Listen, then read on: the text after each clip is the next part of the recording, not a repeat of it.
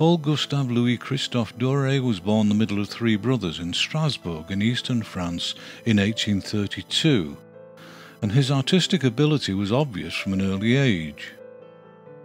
He drew obsessively and even taught himself how to create lithographs by the age of 12. When he was 15, he travelled to Paris with his family and took the opportunity to show some of his drawings to Charles Philippon, the publisher of Le Journal pour Rire. Philippon was so impressed that he immediately offered Doré regular work, and so, without any formal art education, and by anyone's definition still only a boy, he began a career as a professional illustrator.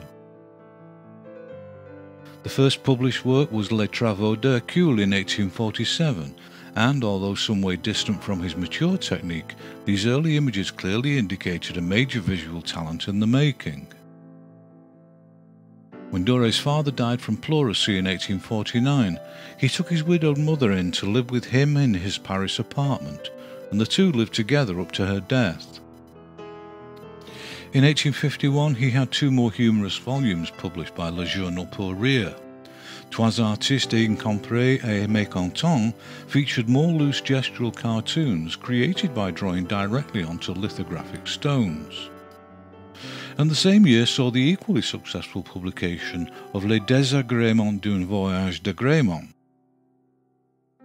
In 1953, the album Les Collégiens featured many satirical visual comments on student and academic life, and significantly this was his first collection to be reproduced as wood engravings. From this point on, all his illustrations were engraved, and he followed Les Collégiens in 1854 with L'Histoire de la Sainte Russie, a comedic history of the Russian Empire. This was the last in the series, and it seems that at this point he left Le Journal and struck out on his own. His illustrated edition of the works of François Rabelais, published in the same year, was his first foray into what might be justifiably called classic literature, even though it was still humorous in nature. The large number of engraved drawings he produced for this book brought Doré's work to a more literary readership, and critical praise now began to come his way. In the following year he created similar images for an edition of Balzac's Les Contes Drolatiques, which, although set in medieval France, had originally been published in 1832, and this proved to be every bit as well received as his work for Rabelais.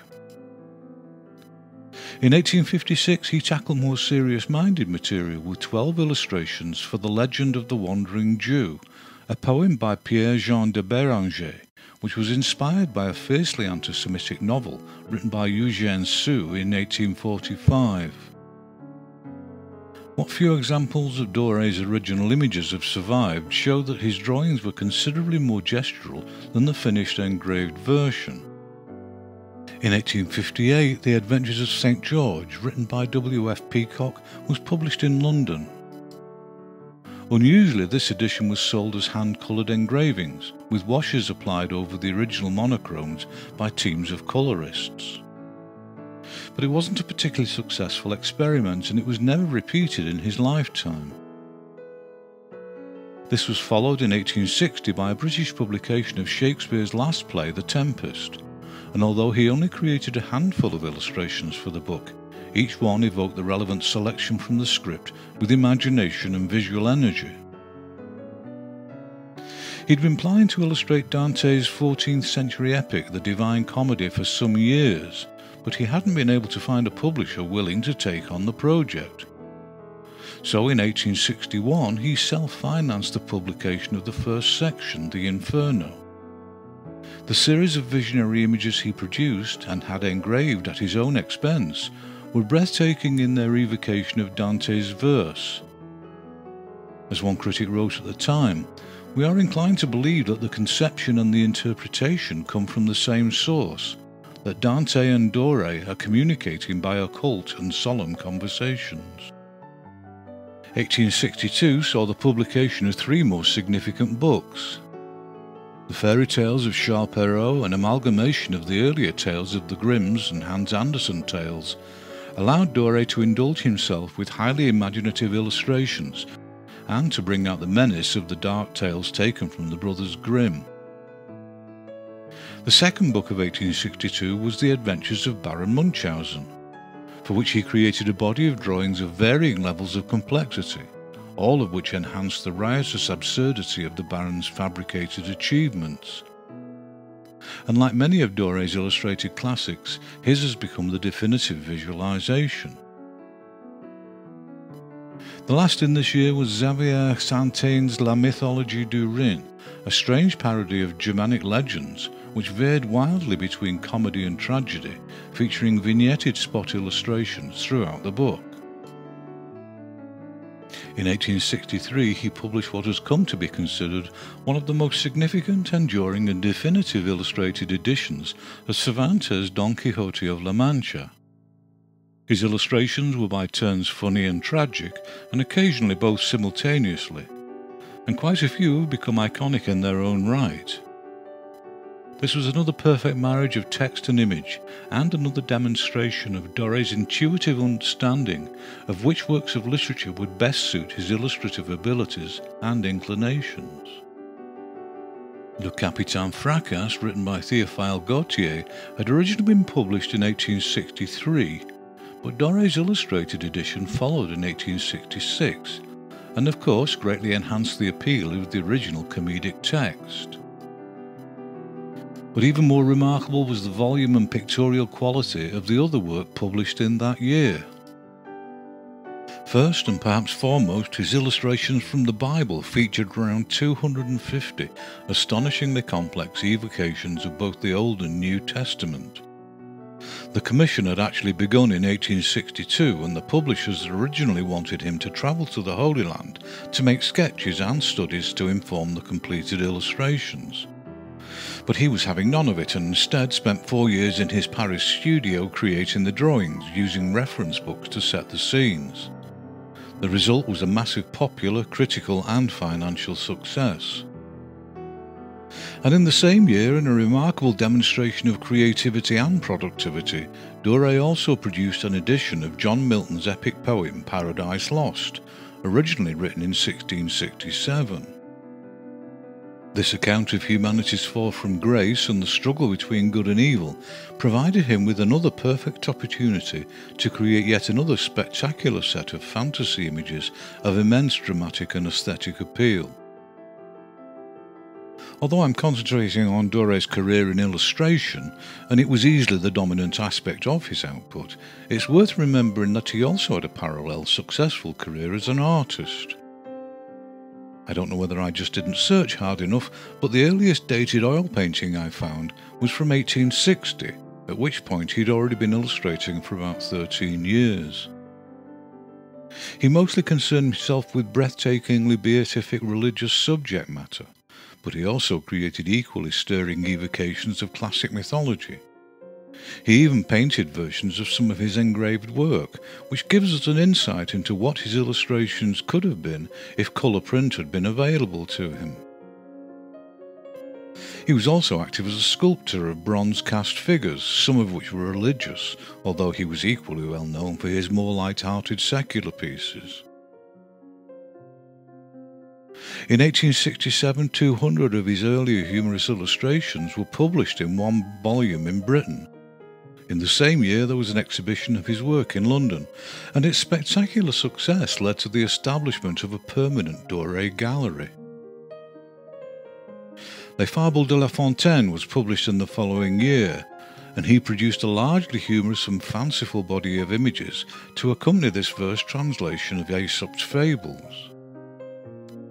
He brought the same aesthetic control to these images as he had to his more spiritual works, and happily played with the comedic possibilities of anthropomorphic techniques in many of the illustrations he produced for this highly successful series. In 1868, the two remaining parts of the Divine Comedy, Purgatory and Paradise, were published as one volume. And not only was it successful in itself, but now with the whole book completed, it was also subsequently republished in its entirety many times over in coming years.